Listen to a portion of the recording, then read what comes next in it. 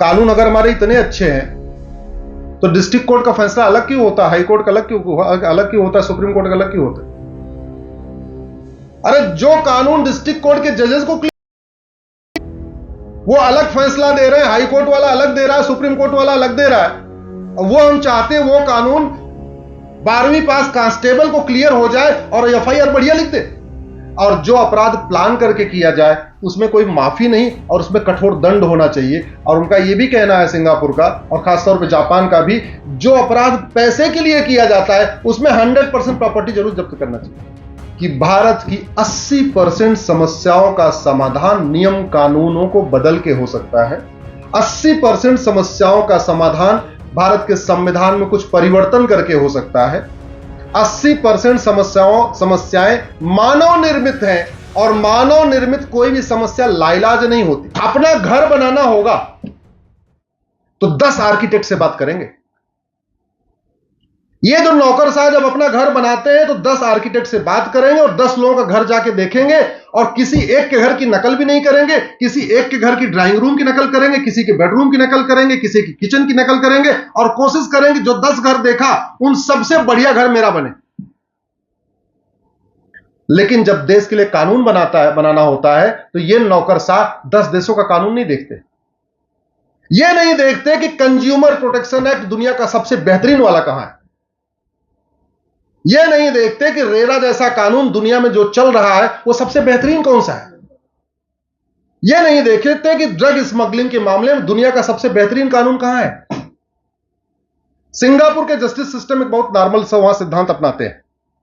उनका यह कहना है कि जो अपराध एक्सीडेंटल हो जाते हैं, क्षणिक, इमीडिएट, रोड एक्सीडेंट हो गया, रोड रेजिंग हो गई, गुस्सा आया, गोली मार दिया, उसको वो गंभीर अपराध नहीं मानते।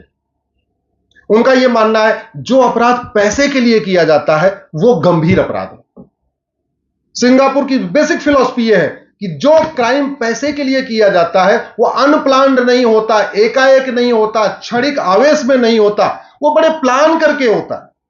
और जो अपराध प्लान करके किया जाए उसमें कोई माफी नहीं और उसमें कठोर दंड होना चाहिए। और उनका यह भी कहना है, सिंगापुर का और खासतौर पर जापान का भी, जो अपराध पैसे के लिए किया जाता है उसमें 100% प्रॉपर्टी जरूर जब्त करना चाहिए। जो अपराध पैसे के लिए किया जाता है उसमें 100% प्रॉपर्टी जब्त। जो अपराध देश के लिए देश के खिलाफ होता है उसमें प्रॉपर्टी भी जब्त और नागरिकता भी खत्म। भारत में कितनी बार जासूसी की घटनाएं हो गई, किसी जासूस की नागरिकता खत्म हुई? जोर से बोलिए। जासूस पैसे के लिए काम करता है ना। किसी जासूस की 100% प्रॉपर्टी जब्त हुई, किसी जासूस की नागरिकता खत्म हुई, किसी जासूस को आजीवन कारावास, फांसी हुआ, कानूनी नहीं है। ये जो 500 लोग बीमार हुए नकली शराब पी के, वो पैसे के लिए किया गया ना। नकली शराब बनाई कैसे? पैसे के लिए।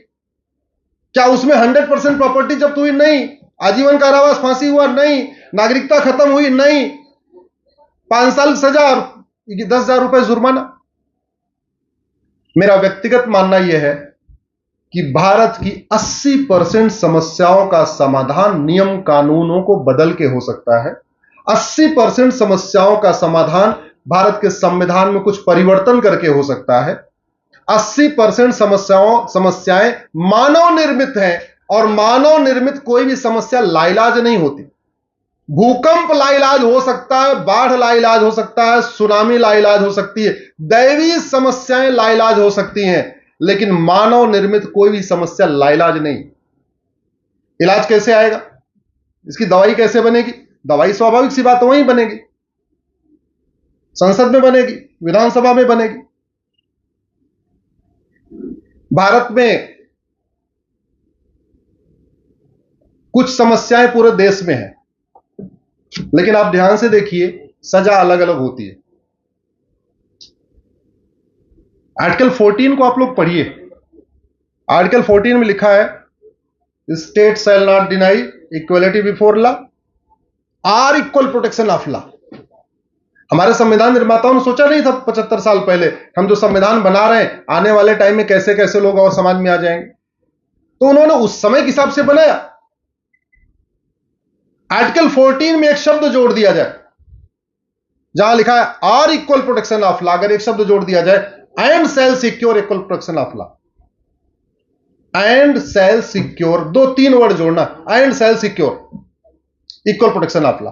इतना करते ही क्या होगा कि समस्या अगर राष्ट्रीय होगी तो समाधान राष्ट्रीय स्तर पर होगा। अब ग्राहक प्रोटेक्शन में एक बड़ी दिक्कत यह भी आ रही है, कानून हमने घूसखोरी का अलग कानून, जमाखोरी का अलग कानून, मिलावटखोरी का अलग कानून, कालाबाजारी का अलग कानून, नशा तस्करी का अलग कानून, मानव तस्करी का अलग कानून, अवैध निर्माण का अलग कानून। जितनी समस्याएं उतना हमने कानून बना रखा है। जस्टिस सिस्टम की शुरुआत कहां से होती है? थाने से।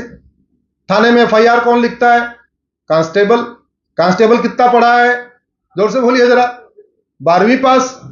अब हम 12वीं पास कांस्टेबल को चाहते हैं कि वो सारे 50 कानूनों का जानकार हो। अरे भैया, कानून अगर हमारे इतने अच्छे हैं तो डिस्ट्रिक्ट कोर्ट का फैसला अलग क्यों होता है? हाई कोर्ट का अलग क्यों होता है? सुप्रीम कोर्ट का अलग क्यों होता है? अरे जो कानून डिस्ट्रिक्ट कोर्ट के जजेस को क्लियर नहीं हो रहे हैं वो अलग फैसला दे रहे हैं, हाई कोर्ट वाला अलग दे रहा है, सुप्रीम कोर्ट वाला अलग दे रहा है। वो हम चाहते हैं वो कानून 12वीं पास कांस्टेबल को क्लियर हो जाए और एफआईआर बढ़िया लिख दे। नहीं हो सकता। हमने जुडिशियल रिफॉर्म पे काम नहीं किया। ग्राहक जो कि 100% सारे भारतीय ग्राहक है। छोटा बच्चा 1 साल वाला जो दूध पीता है पाउडर वाला, वो भी ग्राहक है। अल्टीमेटली पाउडर तो उसके लिए आ ही रहा है। उसका तेल का मसाज हो रहा है तो वो भी ग्राहक है। तेल उसके आ रही, खरीद के आ रही है, तो छोटा बच्चा भी ग्राहक है। उसका प्रोटेक्शन कैसे हो? प्रोटेक्शन में हमें लगता है संविधान में 2 बदलाव करना पड़ेगा। आर्टिकल 14 को बदलना पड़ेगा, आर्टिकल 19 को बदलना पड़ेगा। आर्टिकल 14 में डालना पड़ेगा state shall secure equal protection of law. अभी हमने स्टेट के ऊपर ड्यूटी नहीं डाली। आर्टिकल 14 में जैसे डाल देंगे state shall secure equal protection of law, वैसे ही भारत में 1 नेशन 1 पुलिस कोड लागू हो जाएगा, 1 नेशन 1 पिनल कोड लागू हो जाएगा। अभी भारत में 1 नेशन 1 पुलिस कोड नहीं। अल्टीमेटली हम किसी लॉ का इन्फोर्समेंट कैसे कराते हैं? मिलावटखोरी होगी, कालाबाजारी होगी, नशा तस्करी होगी, मानव तस्करी होगी, इन्फोर्समेंट कौन कराएगा? पुलिस। और पुलिस कहां है? State subject. बंगाल की पुलिस अलग काम करती है, दिल्ली की पुलिस अलग काम करती है, यूपी की पुलिस अलग काम करती है। तो जब पुलिस अलग अलग काम कर रही है तो सबको इक्वल प्रोटेक्शन आएगा कैसे? इसलिए आवश्यकता यह है कि भारत में 1 नेशन 1 पुलिस कोड हो, 1 नेशन 1 पिनल कोड हो, लेकिन वो तभी हो सकता है जब आर्टिकल 14 को बदला जाए। और आर्टिकल 14 फंडामेंटल राइट